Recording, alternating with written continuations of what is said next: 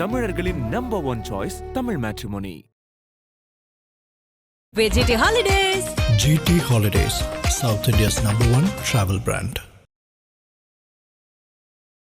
பொதுவாக நிறைய பேர் ஆன்மீக பயணம் போவாங்க. ஆனால் உங்களுடைய ஆன்மீகமே பயணமாக இருக்குது அப்படிங்கிற ஒரு விஷயத்த நாங்கள் கேள்விப்பட்டோம்.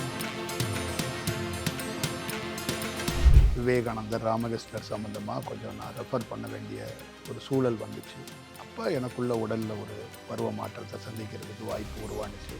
அது காவேரி கரையில் நடந்துச்சு. அதிலிருந்து என்னுடைய வாழ்க்கையில் கைலை மலை மேலே உச்சியில் என்ன இருக்குன்னு தெரியாது. கைலை மலையை பற்றி உங்களால் எந்த ஆய்வுகளும் செய்ய முடியாது. அதே போல தான் இந்த 7 ஆதாரத்தை எவனும் தொட்டதோ, 7 ஆதாரத்தை கடந்து போய் ஒருத்தர் அமர்ந்ததே கிடையாது. அமர்ந்தவர்களுடைய எங்கேயாவது சின்ன சின்ன குறிப்புகளை மட்டுமே தமிழ்நாடுகளிலும் இந்தியாவிலையும் குரலாக, படிப்பாக, போதனையாக, கிளாஸாக ஒலிக்கப்படுகிறது. தமிழ்நாட்டிலேயோ இந்தியாவிலேயோ உலகம் முழுக்க பெரிய துரதிர்ஷ்டம், பெரிய பாவம், பெரிய சாபம், ஒரு எண்ணில் அடங்காத சாபம், பாவம் என்னன்னா சிவன்கிறது ஒரு காற்று. அந்த காற்றை என்னமோ நம்ம அண்ணன், நம்ம குரு, நம்ம கடவுள் என்னமோ இந்த மாதிரி சித்தரித்து மக்கள்கிட்ட கொண்டு போய் அந்த சிவனை கொண்டு போய் என்னமோ நம்ம ரிலேட்டிவ் மாதிரி கொடுத்துட்டாங்க. அது பெரிய துரதிர்ஷ்டம். எனக்குள்ளே இருக்கிற காற்று ரொம்ப வலிமையானது. நான் மீண்டும் சொல்கிறேன், எனக்குள்ளே இருக்கிற காற்று ரொம்ப வலிமையானது. கைலை மலையோட உச்சிக்கு மேலே போய் நின்று பார்க்கக்கூடிய காற்று என் காற்று. இப்போ நான் ஆணும் இல்லை பெண்ணும் இல்லை அப்படிங்கிற அந்த உணர்வுகள் எனக்கு ஏற்படும். அப்போ அந்த உடலிலிருந்து நான் வெளியில் வர்றதுக்கு வாய்ப்பு உருவாகும். உடல் உருவம் இந்த மாதிரி ஒரு சூழலிருந்து உருவாகி ஒரு காற்று உடலுக்குள்ளே ஊடுருவி எல்லா இடங்களுக்குள்ளேயும் வாகித்து அதோடைய செயல்பாடுகளில் எனக்கு என்ன ஏற்பட்டுச்சுன்னா, நீ மனிதன் இல்லை,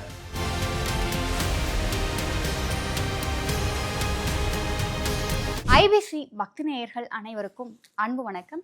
இன்னைக்கு நம்ம கூட தியானம் சார்ந்த பல தகவல்களை பகிர்ந்து கொள்வதற்காக வெட்டவெளி இருப்பிடம் ஐயா அவர்கள் நம்ம கூட இணைந்திருக்கிறார்கள். ஐயா வணக்கம். ஐயா, இன்னைக்கு தியானம் சார்ந்த நிறைய தகவல்கள் உங்ககிட்ட கேட்டு தெரிஞ்சுக்கலாம்னு நாங்கள் காத்திருக்கோம். பொதுவாக நிறைய பேர் ஆன்மீக பயணம் போவாங்க. ஆனால் உங்களுடைய ஆன்மீகமே பயணமாக இருக்குது அப்படிங்கிற ஒரு விஷயத்த நாங்கள் கேள்விப்பட்டோம். அந்த பயணம் சார்ந்த தகவல்கள் சொல்லுங்க ஐயா. பொதுவாகவே இந்த ஆன்மீகம், பிரிச்சுவல், கடவுள், சித்தர்கள், ஞானம், தியானம் இது எல்லாமே காற்றிலேருந்து கிடைக்கப்படுறதான். காற்று பயணிக்குமா பயணிக்காதான்னு உங்களுக்கு நல்லா தெரியும். ஒரு காற்று பயணத்துக்குரியது, பறக்கக்கூடியது, அது ஒரு இயல்பாக கடந்து போகக்கூடியது. அதோட தன்மைகள் எனக்கு மேல் நோங்கும்போது என்னுடைய பயணமாக அது மாறினுச்சு. நான் பூர்வீகமாக ஒரு விலாசத்தையோ ஒரு பேரையோ நான் முன்னிறுத்துறதில்ல. எனக்கு முதல் தியானம் உருவான அந்த தியானம் கிடைத்த தருணம் தஞ்சாவூருக்கும் திருச்சிக்கும் இடைப்பட்ட காவேரி கரையில் தான் எனக்கு தியானம் உருவானது. நீங்கள் அந்த பொன்னியின் செல்வனில் பார்க்குற அதே மாதிரி காவேரி கரையில் தான் என்னுடைய வாழ்க்கையில் மிகப்பெரிய ஒரு நல்ல ஒரு தருணத்தை அமையறதுக்கு வாய்ப்பு இருந்துச்சு. இதற்கு முக்கியமான வடிவமாக காரணமாக இருந்தது பல்வேறுபட்ட செயல்பாடுகளில் நான் ஒரு குருவை அவருடைய சம்பந்தமாக எனக்கு அதிகமான பள்ளி படிப்பு கம்மி தான். நான் கல்லூரிக்கே போகலை. இப்போ ஒரு குருவை நான் சந்திக்க அவர் சம்மந்தமாக விவேகானந்தர் ராமகிருஷ்ணர் சம்மந்தமாக கொஞ்சம் நான் ரெஃபர் பண்ண வேண்டிய ஒரு சூழல் வந்துச்சு. அப்போ எனக்குள்ள உடலில் ஒரு பருவ மாற்றத்தை சந்திக்கிறதுக்கு வாய்ப்பு உருவானுச்சு. அது காவேரி கரையில் நடந்துச்சு. அதிலிருந்து என்னுடைய வாழ்க்கையில் இந்த தியானம் ஒரு பயணமாக மாறினுச்சு. இப்போ எனக்குள்ளே இருந்த அந்த தியானம் வளர்ந்தது, பயிற்சியானது, அது வலுப்பெற்றது, முறையான ஒரு வடிவம் பெற்றது. முறையாக ஒரு செயல் வடிவத்துக்குள்ளே எங்கே நான் போகப்பட வேண்டும், எந்த பக்கம் போக வேண்டும், எந்த திசையை நோக்கி போகப்பட வேண்டும் என்பதை ரொம்ப அழுத்தம் திருத்தமாக அப்படி ஒரு செயல் வடிவமாக எனக்குள் ஒரு உள் உணர்வாக என்னுடைய பயணம் அன்னைக்கு தொடங்கி இன்ன வரைக்கும் பல ஆண்டுகள் ஆகுது. இந்த நிமிடம் வரைக்கும் உங்களை சந்திச்சுக்கிட்டு இருக்க இந்த நொடி வரைக்கும் என்னுடைய வாழ்க்கை பயணத்தில் தான் இருக்குது. கண்டிப்பாங்க ஐயா. ஐயா, பொதுவாக தியானம் செய்யணும் அப்படிங்கும் பொழுது எங்களை மாதிரியான ஆட்களுக்கெல்லாம் மனசை ஒரு நிலைப்படுத்தி ஒரு இடத்துல உட்கார்றது அப்படிங்கிறதே மிகப்பெரிய சவாலாக இருக்கும். ஆனால் நீங்கள் அந்த நிலை எல்லாத்தையும் கடந்துட்டீங்க.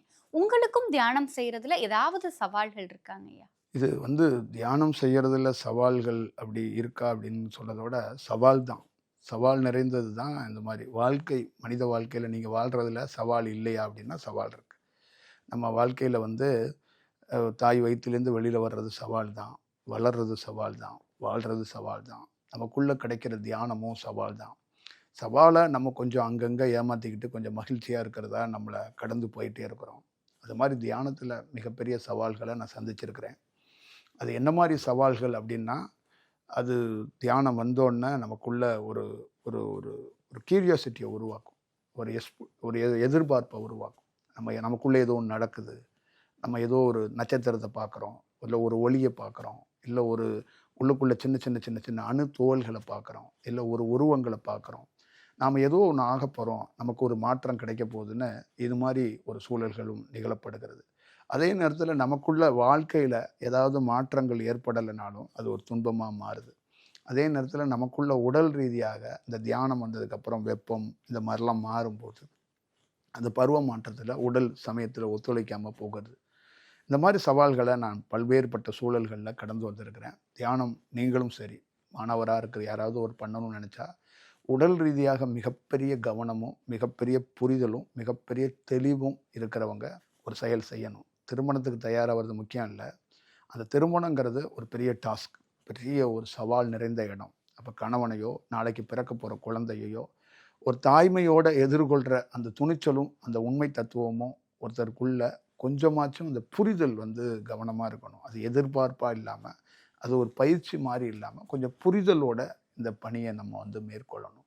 அதே மாதிரி தான் தியானம்ங்கிறது ஒரு புரிதலோட இந்த உடல் சம்பந்தமாக ஒரு நல்ல சூழலோட பயணித்தா உங்களுக்கு ஒரு நல்லா இருக்கும். எனக்கு எவ்வளோ துன்பங்கள் துயரங்கள் உடல் ரீதியாக அது தியானத்தில் ஏற்பட்ட போதும் எனக்கு புரிதல் கொஞ்சம் தெளிவாக இருக்கிறதுனால அந்த உடலை வந்து துன்பப்படுற இடத்துல ஒரு 2 நாள் 3 நாள் அதை திருப்பி அதை சரி செஞ்சு அதை பதப்படுத்தி அதை பக்குவப்படுத்தி அதை மீண்டும் ஒரு நல்ல சூழலுக்கு உருவாக்கி எடுத்துகிட்டு வர்றது தான் என்னுடைய வேலையாக இருக்குது. நீங்களும் அதை மாதிரி அதை பார்த்து அதுக்குள்ள ஒரு புரிதல் ஏற்படுத்திக்கணும் அப்படின்னு நான் கருதுறேன். நிச்சயமாங்க ஐயா. ஐயா, பொதுவாக புத்தரை பற்றி சொல்லும் பொழுது மக்கள் எல்லோரும் ஆசை இல்லாமல் வாழ வேண்டும் என்று புத்தர் ஆசைப்பட்டார் அப்படிங்கிற ஒரு விஷயத்த சொல்லுவாங்க. அப்போ தியானம் அப்படிங்கிறது வந்து என்னதான் வந்து நம்ம எல்லாத்தையும் துறந்து ஆசைகள் எல்லாத்தையும் தவிர்த்து நம்ம வந்து மனதை ஒருநிலைப்படுத்த ஒரு தியானத்தில் உட்காரணும் அப்படின்னு சொல்லி நினைச்சாலுமே இன்னைக்கெல்லாம் தியானம் பண்ணுறது அப்படிங்கிறதே எங்களை பொறுத்தவரையும் ஒரு பெரிய ஆசையாகவும் பேராசையாகவும் இருக்கு. ஆனால் உங்களுக்கு இந்த தியானத்தில் ஏதாவது ஆசை ஏற்பட்ட அனுபவம் அந்த மாதிரி ஏதாவது இருக்காங்க ஐயா? ஒரு சின்ன கிளாரிட்டி, ஒரு சின்ன திருத்தம். புத்தர் ஆசைப்படலை. புத்தர் வந்து ஆசை வேண்டாம் அப்படின்னு சொன்னார். நீங்கள் புத்தர் ஆசைப்பட்டதாக அந்த மாதிரி சொல்லிட வேண்டாம். ஆசை துன்பத்துக்கு ஒரு காரணமாக வந்துடும் அப்படிங்கிறத ஒரு ஜென்ரலாக நம்ம ஊரில் வந்து சொல்லுவாங்கள்ல, இருக்கிறத விட்டுட்டு பறக்க நினைக்காத, அப்போ இயல்பாக நீ இரு அப்படின்னு நம்ம சாதாரண ஒரு பாட்டி சொல்லிட்டு போயிட்டாங்க. இப்போ நான் ஞானம் அடைஞ்சு வந்து சொல்லணும் இல்லை. ஊரில் உங்கள் வீட்டிலையே ஒரு பெரியவங்க இருப்பாங்க. ஏன் இப்போ இருக்கிறத விட்டுட்டு பறக்க நினைக்கிற? ஒரு சைக்கிள் இருக்கா, சைக்கிளில் போ, ஒரு இயல்பாக நீ பண்ணு, போய் கடன் வாங்கி ஒரு வேலை பண்ணாத அப்படின்னு நம்ம வீட்டில் பல்வேறுபட்ட உண்மை தத்துவங்களை நம்ம வீட்டில் இருக்கிறவங்க சொல்கிறாங்க. நம்மக்கிட்ட இருக்கிற துரதிர்ஷ்டம் என்னென்னா, நமக்கு அட்வைஸ் பண்ணவோ தத்துவம் சொல்கிறதுக்கோ எவனோ ஒருத்தன் வெளியிலேருந்து தேவைப்படுறான். இல்லைன்னா எவனாவது ஒருத்தன் செலிபிரிட்டியாக இருக்கணும், இல்லைன்னா எவனாவது பெரிய ஆளாக இருக்கணும். நம்ம வீட்டில் இருக்கிறவங்க சொல்கிறத கருத்துக்கள்லாம் நமக்குள்ள மண்டையில் ஏறவே ஏறாது, ஏற்றிக்கவும் மாட்டோம். அதில் 1 2 தப்பிச்சே ஏதாவது ஏற்றிக்கிறது தான் உண்டு. அதனால் இந்த ஆசை வந்து மனிதனாக இருக்கும்போது இயல்பு. நீங்கள் மனிதனாக ஆசைப்படுறது இயல்பு. ஆனால் தியானம் பண்ணி ஆசைப்படக்கூடாது. அது வந்து ரொம்ப ஒரு துரதிர்ஷ்டமானது. உங்கள் வாழ்க்கையில் நீங்கள் ரொம்ப கஷ்டப்பட போகிறீங்க அப்படின்னு அர்த்தம். தியானம் பண்ணுற ஒவ்வொருத்தனும் ஆசைப்பட்டானா அது பெரிய துன்பத்தை அது ஏற்படுத்திடும். அதோட விளைவுகள் வந்து தீவிரமாக இருக்கும். ஏன்னா ஒரு ஆசையிலேருந்து விடுபடுவதற்காக தான் 100% தியானம். அதில் மாற்றமே கிடையாது. தியானம் பண்ணுற ஒரு குருவோ தியானம் பண்ணுற ஒரு மாணவனோ தியானத்தையும் ஆசைப்படக்கூடாது, குருவையும் ஆசைப்படக்கூடாது, வாழ்க்கையும் ஆசைப்படக்கூடாது. அப்படியே விட்டுறணும். அதுதான் அதுக்குள்ளே இருக்கிற உண்மையான நேச்சர்.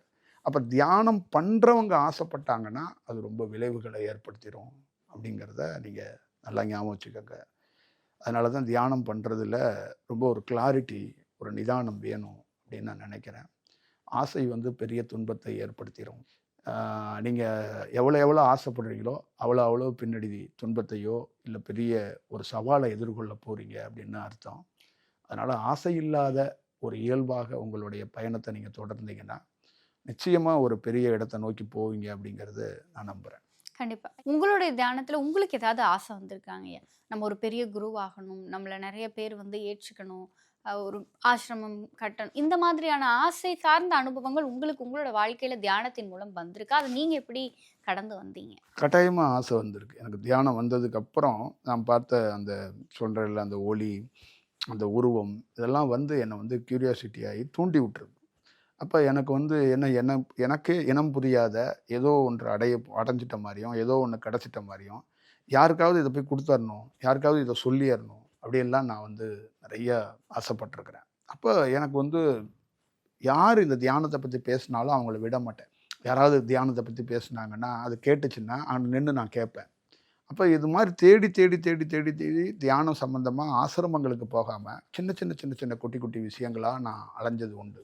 அப்போ எனக்கு வந்து ஏதோ ஒரு வடிவத்துக்குள்ளே இது ஒரு ஆசையாக இருக்குங்கிறத என்னால் கண்டுபிடிக்க முடியும். நான் தமிழ்நாடுகளில் நிறைய கோவில்களிலோ நிறைய நண்பர்களோட போகும்போது வெளிப்படையாக எனக்குள்ளே இருக்கிற தியானம் என்ன நடக்குதுன்னு சொல்ல மாட்டேன்.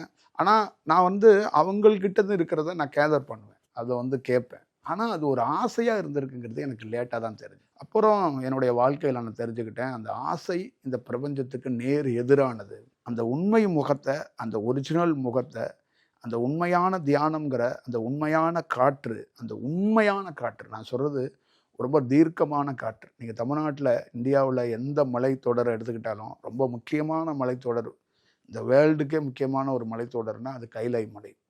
அதனால தான் அந்த கைலை மலையில் யாரும் ஏற முடியாது. கைலை மலையை மேலேயோ எங்கள் சிவன் லிங்கம் இருக்கா, சிவன் இருக்கா என்னன்னு தெரியாது. இந்த கைலை மலையில் சொல்லக்கூடியது ஒரே ஒரு விஷயந்தான், 7 ஆதாரங்கள், உடலில் இருக்கிற 7 சக்கரத்தை ஒருத்தன் கடந்தவன் அந்த கைலை மலை மாதிரி இருப்பான். கைலை மலையோட உச்சியில் ஒருத்தன் அமர்ந்திருப்பான் அப்படிங்கிறது. அப்போ அது என்ன அப்படின்னா, பியூராக உருவத்தை கடந்து அங்கே ஒரு காற்று வந்து அமர்ந்திருக்கும். அப்போ அந்த காற்று எப்படி இருக்குன்னா சுயமாக அப்படி பரிசுத்தமாக இருக்கும். அந்த காற்றை பார்க்க போகிறதுக்குள்ள ஒருத்தனுக்கு சித்தம் கலங்கிருங்கிறாங்க. அப்போ அவன் வந்து அவனுடைய செயல்பாடுகள் மாறிடுங்கிறாங்க. அந்த உண்மை தத்துவத்தை ரொம்ப அடையிறது ரொம்ப கடினங்கிறதுக்காக தான் நம்ம பண்டைய காலத்தினுடைய வரலாறு உங்களுக்கும் தெரியும்னு நினைக்கிறேன். நீங்கள் இப்போ எப்படி இதை பார்க்குறீங்கன்னு தெரியல. கைலை மலையை யாராலையும் ஏற முடியாது. கைலை மலை மேலே உச்சியில் என்ன இருக்குன்னு தெரியாது. கைலை மலையை பற்றி உங்களால் எந்த ஆய்வுகளும் செய்ய முடியாது. அதே போல தான் இந்த 7 ஆதாரத்தை எவனும் தொட்டதோ, 7 ஆதாரத்தை கடந்து போய் ஒருத்தன் அமர்ந்ததே கிடையாது. அமர்ந்தவர்களுடைய எங்கேயாவது சின்ன சின்ன குறிப்புகளை மட்டுமே தமிழ்நாடுகள்லையும் இந்தியாவிலையும் குரலாக, படிப்பாக, போதனையாக, கிளாஸாக ஒலிக்கப்படுகிறது ஒன்றிய அதை நிஜமாக அந்த உண்மை தத்துவமாக இந்த மாதிரி ஒரு செயல் வடிவத்தை பார்க்க முடியாது அப்படிங்கிறத தெரிஞ்சுக்கணும். அந்த மாதிரி இந்த ஆசையை, இந்த மாதிரி சூழலை வந்து திறந்ததுனால தான் அந்த மாதிரி கைலை மலையோடைய அந்த சூழல் வந்து எனக்குள்ள ஒரு சூழலை வந்து பார்க்கறதுக்காக இருந்துச்சு. நீங்கள் தமிழ்நாட்டில் நிறைய இடங்கள் நீங்கள் இந்த சதுரகிரி மலையை ஏறினீங்கன்னா அங்கே சந்தன மகாலிங்கம், சுந்தர மகாலிங்கம்னு லிங்கம் இருக்கும். நீங்கள் வந்து வெள்ளையங்கிரி மலையில் ஏறினீங்கன்னா அங்கே ஒரு லிங்கம் இருக்கும். நீங்கள் தமிழ்நாட்டில் வந்து பருவத மலையை ஏறினீங்கன்னா அங்கே ஏதாவது ஒன்று இருக்கும். நீங்கள் எந்த மலையை ஏறினாலும் ஏதோ ஒன்று இருக்கும். பழனி மலையை ஏறினீங்கன்னா அங்கே தண்டாயுதம் பண்ணியிருப்பார். கைலை மலையை எவனும் ஏறவும் முடியாது, அங்கே என்ன இருக்குன்னு தெரியாது. அதுதான் உங்கள் உடல். கைலை மலை இந்த உலகத்துக்கு காட்ட சொல்கிறது என்னன்னா, உங்கள் உடல் அப்படி தான். உங்கள் உடலில் இந்த கைலை மலையை பற்றி முழுசாக நீங்கள் வந்து அப்சர்வ் பண்ணணும். அப்போ அந்த உயர்ந்த காற்றுக்கு பேர் சிவன்னு வச்சாங்க. ஒரு காற்று தான்.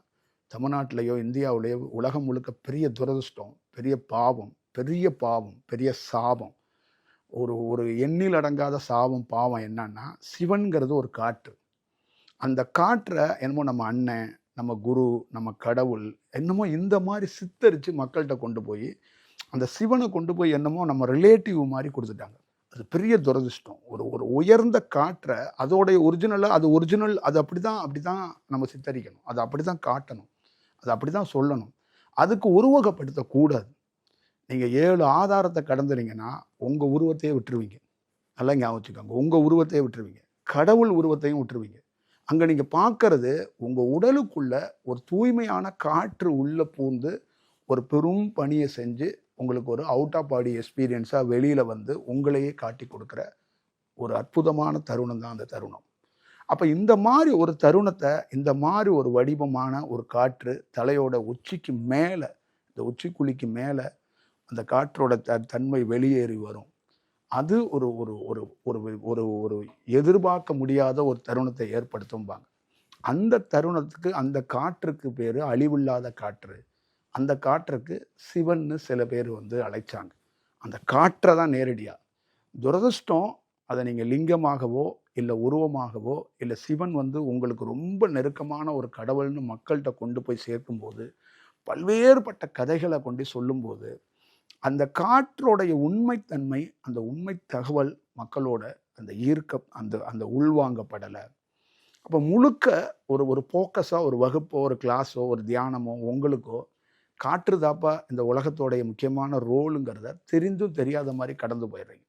அப்போ உங்களுக்குள்ள ஒரு ஒரு பார்த்தோன்னு ஒரு சக்குன்னு பிடிச்சிக்கிறது எதுனா ஒரு உருவமாக தான் பிடிக்குது.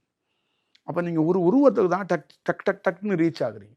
அப்போ அந்த உருவத்தை கொண்டாந்து மெயினாக ஆசையாக உங்ககிட்ட நிப்பாட்டிட்டாங்க.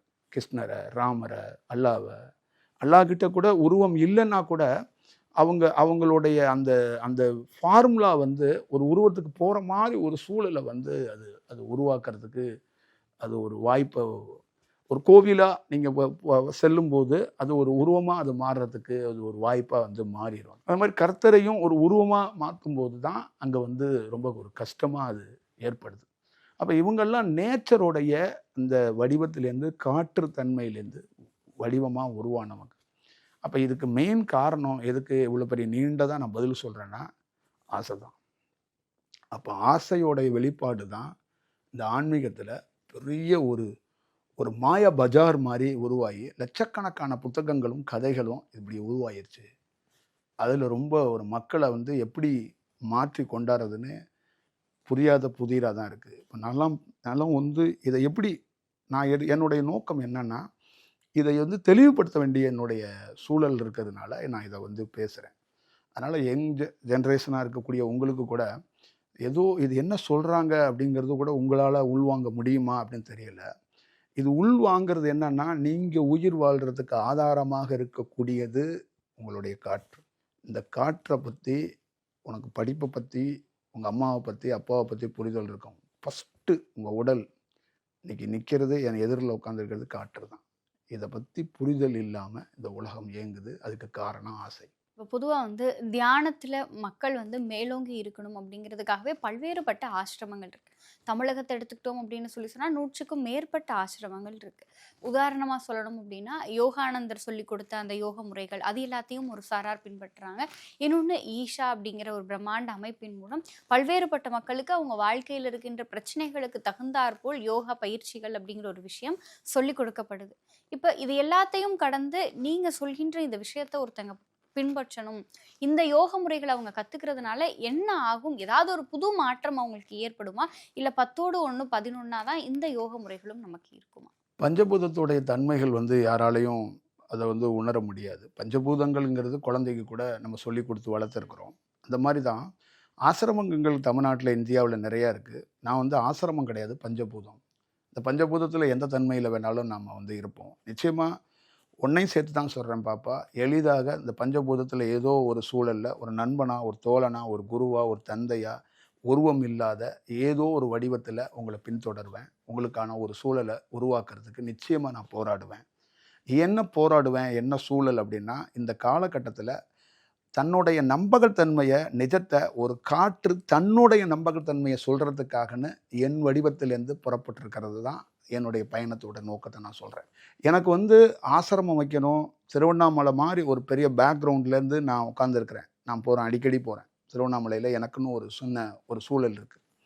ஆனால் அந்த சூழல்லாம் கடந்து நான் வெளியில் ஒரு பயணமாக, ஒரு ட்ராவலாக நான் மேற்கொள்கிறதுக்கு முக்கியமான காரணம் இந்த காற்றோட தன்மை, அதை மேம்படுற விதம் தான். அப்போ எனக்கு பெரிய சவால் எது இருக்குன்னா, இந்தியா முழுக்க ஆயிரக்கணக்கான தியானம், ஆயிரக்கணக்கான குருமார்கள் சவாலாக இருக்கிறாங்க. நீங்கள் சொல்லப்பட்ட ஆசிரமங்களில் லட்சக்கணக்கான கோடிக்கணக்கான மக்கள் அவங்கள ஃபாலோ பண்ணுறாங்க, உலகம் முழுக்க ஃபாலோ பண்ணுறாங்க.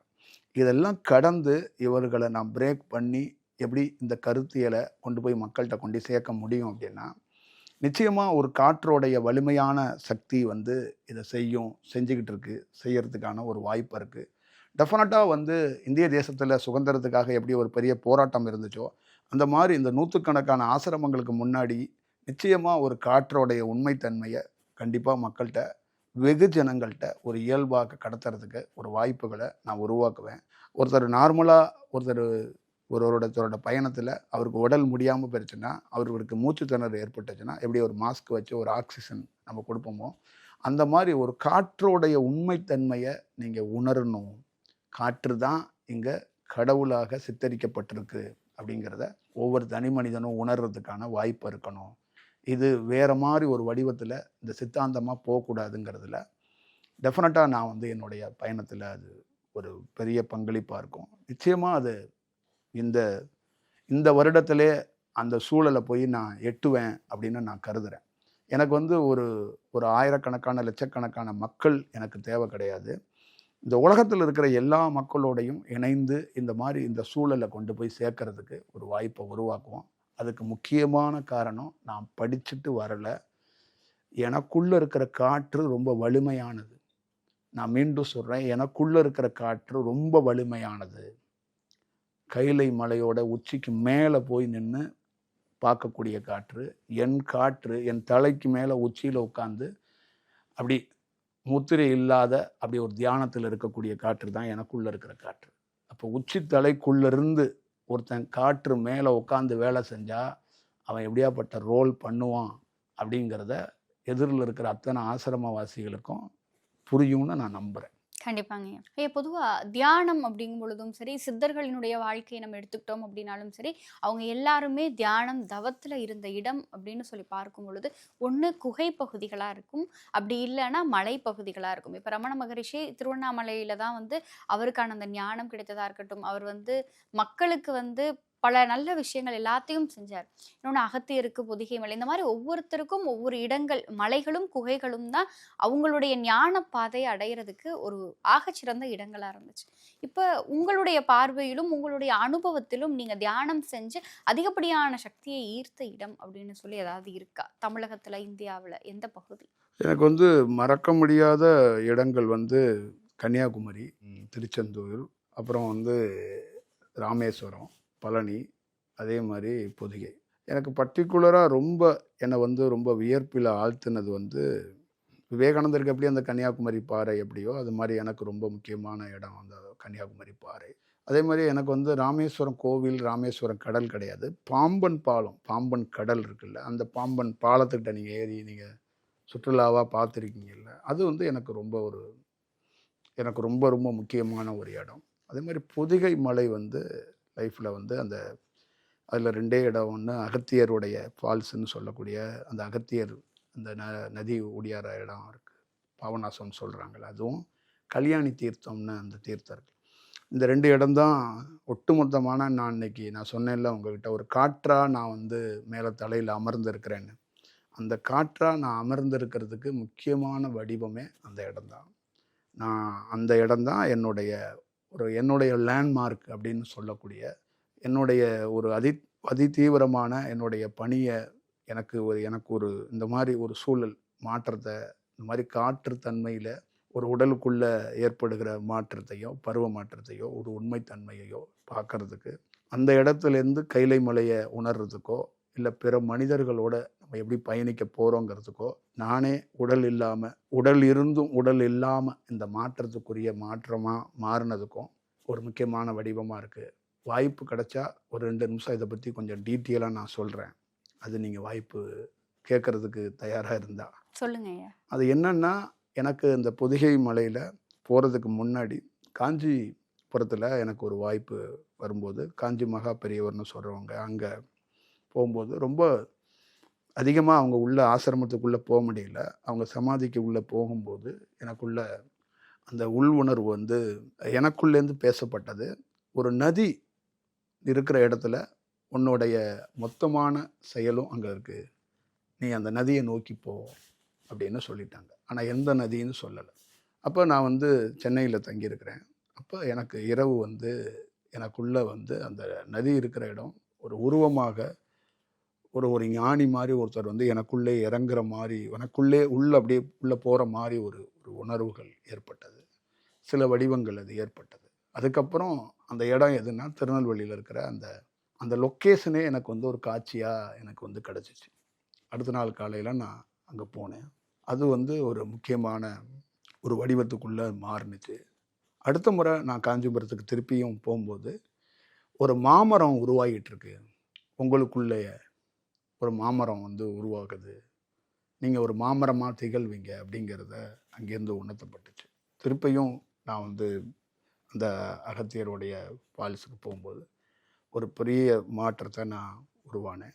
இப்போ நான் என்னுடைய தியானம் பல ஆண்டுகள் நடந்த போது எனக்குள்ளே என்ன நடந்துச்சுன்னா, இந்த சந்திரக்கலை மேல் நோங்கி இருக்கும்போது நான் அதிக தீவிரமாக பெரும் பணிகளை, பெரும் நிறைய வகுப்புகளை தமிழ்நாடு முழுக்க நிறைய மக்களோடு சேர்ந்து நான் பண்ணியிருக்கிறேன். அதில் எனக்கு சூரியக்கலையும் கொஞ்சம் மாற்றம் ஏற்படும் போது, அப்போ சந்திரன் சூரியன் இரண்டும், அந்த 2 சுவாசமும் அந்த இணைகிற தருணம் வந்து ரொம்ப ஒரு விவாதிக்க முடியாதது. இதெல்லாம் வந்து ஒரு டிஸ்கஷனாக எப்படி ஏற்படுத்துவாங்க அப்படின்னு தெரியாது. நான் ஏற்படுத்தணும் மக்கள்கிட்ட அப்படின்னு நான் வந்து கருதுகிறேன். அதுக்கான சூழல், அதுக்கான காலம் இது. அதனால தான் அப்படி பேசுகிறேன். அப்போ 2ம் சந்திரக்கலையும் சூரியக்கலையும் இணையும் போது அப்போ எனக்குள்ளே ஏற்பட்டது என்னன்னா, ஒரு ஆண் ஒரு பெண் அப்படிங்கிறது தான் நம்ம ஒரு சூழலில் பார்க்குறோம். இதை தான் ஆதாள் ஏவாள் அப்படின்னு சொல்லக்கூடியது. இந்த ஆவாள் ஏவாள் அப்படிங்கிற இந்த மாதிரி ஒரு ஆண் பெண் அப்படிங்கிற ஒரு கான்செப்டை கேரளாவில் அந்த மேற்கு தொடர்ச்சி மலையில் ஒரு இடத்துக்குள்ள நான் வந்து அந்த மலை தொடரில் இந்த ஆண் பெண் தத்துவத்துக்கான அந்த மலை இருக்குது. அந்த மலை தொடர்களுக்கு நான் போனோன்னே என்னை போய் உச்சியில் போய் ஒரு இடத்துல அமர்றதுக்கு வாய்ப்பு கிடைக்கும்போது 2 பறவைகள் மேலே பறந்து வந்து என் தலைக்கிட்ட வட்டம் விட்டுச்சு. அப்போ இந்த ஆண் பெண் தத்துவத்தை கிளியராக எனக்கு வந்து உணர்த்தப்பட்டுச்சு. அப்போ நான் இந்த உலகம் முழுக்க ஆண் பெண் தத்துவத்திலேருந்து விடுபட முடியாமல் தான் அந்த உலகம் போராடுது. இப்போ நீங்களாக இருக்கட்டும், உங்களுடைய அடுத்த இலக்கு திருமணமாக இருக்கட்டும், குழந்தையாக இருக்கட்டும், இல்லை பண்ணியிருக்கலாம், இல்லை அடுத்தடுத்தது எல்லாருமே இதுதான் இந்த உலகம் முழுக்க இருக்கிற. திருமணமே நீங்கள் பண்ணிக்கலனாலும் நீங்கள் சந்திக்க போகிறது ஒரு பெண்ணாக தான் இருக்கும். ஒரு பெண்ணோட நண்பராக ட்ராவல் பண்ணலாம். ஏதோ ஒரு இடத்துல நீங்கள் இந்த உலகம் முழுக்க எங்கிட்டு போனாலும் ஒரு ஆணும் ஒரு பெண்ணும் ஆண் பெண் தத்துவத்துக்குள்ளே ஒரு உருவத்துக்குள்ளே தான் நிற்பீங்க. அப்போ எனக்குள்ள அந்த மலைத்தொடர் எதை காட்டுனுச்சு, எதை சொன்னுச்சுன்னா, இந்த ஆண் பெண்ணை விட்டு நீ வெளியில் வருவ அப்படிங்கிறத ரொம்ப ஸ்ட்ராங்காக அந்த மலைத்தொடர் காட்டுனுச்சு. அப்போ அந்த பொதிகையில் எனக்கு இந்த மாதிரி ஒரு அனுபவம் ஏற்படும் போது காற்றாக என்ன பண்ணுச்சுன்னா, இந்த 2 காற்றை இணைஞ்சோன்னே நான் ஒரு ஆண் தன்மையிலேருந்தும் பெண் தன்மையிலேருந்து விடுபட்டேன். அப்போ நான் ஆணும் இல்லை பெண்ணும் இல்லை அப்படிங்கிற அந்த உணர்வுகள் எனக்கு ஏற்பட்டது. அப்போ அந்த உடலிலிருந்து நான் வெளியில் வர்றதுக்கு வாய்ப்பு உருவானேன். உடல் உருவம் இந்த மாதிரி ஒரு சூழல்லேருந்து உருவாகி ஒரு காற்று உடலுக்குள்ளே ஊடுருவி எல்லா இடங்களுக்குள்ளேயும் வாகித்து அதோடைய செயல்பாடுகளில் எனக்கு என்ன ஏற்பட்டுச்சுன்னா, நீ மனிதன் இல்லை, உனக்குள்ளே நடக்கிற அமானுஷ்யம் செயல்லாம் நீ ஏதோ செய்கிறேன், யாரோ ஒரு உருவம் வந்து செய்யுதுன்னா தயவுசெய்து நினச்சிடாத. முழுக்க முழுக்க காற்று. நீ ஒரு ஆணோ இன்னொரு பெண்ணோட நீ வந்து திருமணம் பண்ணிக்கிட்டு வாழ்கிறல்ல, அது ஒரு பெண்ணோ, இந்த ஆணும் பெண்ணு தான் இந்த உலகத்தோட ஆதிக்கம் எல்லாமே நினச்சிட்டு இருக்கல. இது ஆணும் பெண்ணையும் அற்ற நிலையில் நீ வந்து பார்க்கணும். அப்போ என்னுடைய செயல்பாடை பார்க்கணும் போது அப்போ தான் என் வாழ்நாளில் ஒரு காற்றை முழுசாக, இந்த காற்று தான் அப்படி இவ்வளோ பெரிய வேலை செய்யுதுன்னு நான் உணர்ந்தேன். இதுதான் என்னுடைய அந்த மறக்க முடியாத அந்த தருணம். அதனால தான் நான் உருவத்தை விட்டுட்டு வெளியில் வந்தேன். அப்போ என்னுடைய பிரதானமாக மனமும் நான் அல்ல, உடலும் நான் அல்ல, உயிரும் நான் அல்ல, எல்லாம் வெட்ட வெளி. அப்போ மனம் நான் இல்லை, உடல் நான் இல்லை, உயிரும் நான் இல்லை, வெட்ட வெளி அப்படின்னா காற்றாக இருக்கிறேன். இது எனக்கு அகத்தியர் பால்ஸ் அந்த கல்யாணி தீர்த்தத்தில் அந்த காற்றோட தன்மை என்னோட போக்கையே மாற்றி, மனிதன் உடலாக இது ஒரு கூடு, இதுக்குள்ளே மையமாக வேலை செய்கிறது அந்த காற்று. அதனால் எந்த சூழல்லையும் மனிதனாக உன்னையும் முன்னிறுத்தாத, என்னையும் ஒரு கடவுள்னு சித்தரிச்சிடாத. யார்கிட்டையாவது போய் நீ எதுவுமே செய்யலைன்னாலும் பரவாயில்ல, அப்படியே கூட ஒதுங்கி போயிரு தியானத்தில். ஆனால் அகத்தியர் இவர் ஒரு உருவம், இந்த பாருங்க இப்படி ஒரு கடவுள் இருக்கிறாரு, சிவன் இப்படி ஒரு உருவம் கடவுள் அப்படின்னு தயவு செய்து காட்டி அந்த பாவ செயலை செஞ்சிடாத அப்படிங்கிறத இந்த உண்மை தத்துவத்தை பொதிகையிலேருந்து எனக்கு வழங்கப்பட்டது. கண்டிப்பாக சார். ஆமாம், இது ஒரு நல்ல தருணம், நல்ல சூழல். அதே மாதிரி நிச்சயமாக அடிப்படையாக உங்களுக்குள்ளேயும் ஒரு விதை விதைக்கப்பட்டிருக்கு அப்படின்னு நான் நம்புகிறேன். அதனால் இது ஒரு நல்ல தருணமாக இதை பார்க்குறவங்க தயவு செய்து ஒரு மூட நம்பிக்கையாக இல்லை வெவ்வேறு விதமாக எடுத்துகிட்டு போயிடாதீங்க. கருத்தியலாக உங்களுக்கு நான் சொல்கிறதுல ஏதாவது உடன்பாடோ இல்லை ஏதாவது முரண் இருந்துச்சுன்னா கண்டிப்பாக தீர விசாரித்து ஒரு அமைதி முறைகளில் இது என்ன மாதிரி விஷயம் அப்படின்னு ஒரு டிஸ்கஷனை ஏற்படுத்தணும். இது ஒரு பெரிய புரிதல் ஏற்படணும் பப்ளிக்லன்னு நினைக்கிறேன். அதனால் ஏதோ அரசியல் மாதிரி இல்லை ஒரு பொது இடங்களில் வேறு மாதிரி இதை மாதிரி ஒரு சூழலை நீங்கள் அணுகிராமல் ரொம்ப கவனமாக அதை கையாளணும் அப்படின்னு இதை பார்க்குறவங்கக்கிட்ட நான் சொல்கிறேன். இது ரொம்ப ரொம்ப முக்கியமானது. நம்ம வாழ்க்கையில் திரைப்படம் பார்க்கும்போது மது அருந்துனா உடலுக்கு கேடு, இந்த மாதிரி சிகரெட்டு குடித்தா அது மாதிரிலாம் சொல்கிறாங்க. அதை நம்ம கடந்து போயிடுறோம். அந்த மாதிரி நாங்கள் பேசுகிறத கடந்து நீங்கள் போயிடலாம், கடந்து போகாதீங்க. ஏன்னா மேலும் மேலும் நாளைக்கு அங்கே அரபு கண்ட்ரியில் நடக்கிற போர் மாதிரி நம்மளையும் நாளைக்கு ஒரு போர் சந்திக்கலாம். அந்த போரை சந்திக்கிறதுக்கு முன்னாடி எதிர்கொள்கிறதுக்கு எங்களை மாதிரியான ஒரு சூழல் இருக்கும்போது ஒரு மனிதன் தனக்குள்ளே நடக்கிற போரை தவிர்க்கப்படணும். தனக்குள்ளே ஒரு போர் இருக்குது அப்படிங்கிறத ஒரு மனிதன் கவனமாக இருக்கணுங்கிறதுக்காக தான் இந்த மாதிரி வடிவத்தை நம்ம பேசுகிறோம்.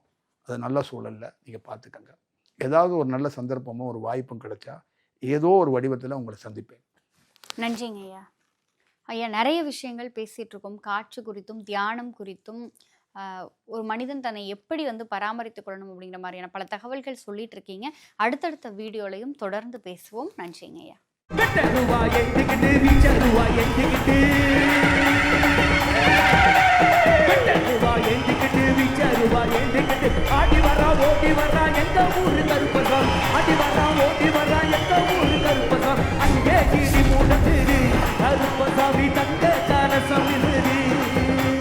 தமிழர்களின் number one choice Tamil matrimony. VGT Holidays.